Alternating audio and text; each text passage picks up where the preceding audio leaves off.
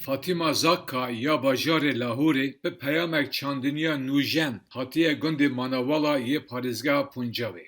Ew şîretan li cotyarên herêmê dike ku ne tenê keleman biçînin, lê kelemên çînê, asparagus, sebze û giyalûkên wekî rokayê jî biçînin. Lê cotyar ditirsin ku tiştên nû biceribînin. Li destpêkê xwediyên erd û dilin ji ber ku gelek tişt bi wan nezelalin. Lê dema ku tenê ew herêmeke biçûk biçînin û bibînin ku gelek sodmend e, wî çaxî ew ê ber biguherînê û bîrûkên nû veherin. Armanca wê ew e ku hevkarên nû li karsaziya xwe ya ser înternetê di farmet zêde bike.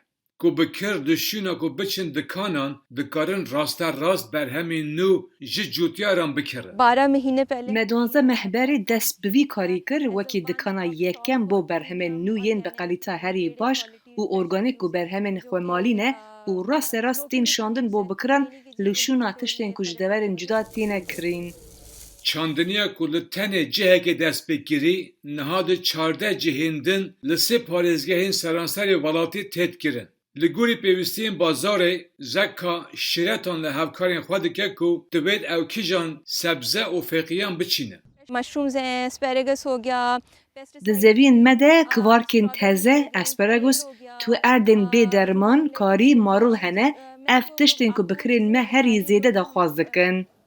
Xwediyê dikana nanpêjiyê Ömer Nazir 2 sal berê dest bi kar kiriye, da ku berhemên karsazên xûmalî ku zêdetirî 800 berhemin nîşan bide bi karînana feqî û sebzeyên organîk ji karsazên wekî Zakkayê.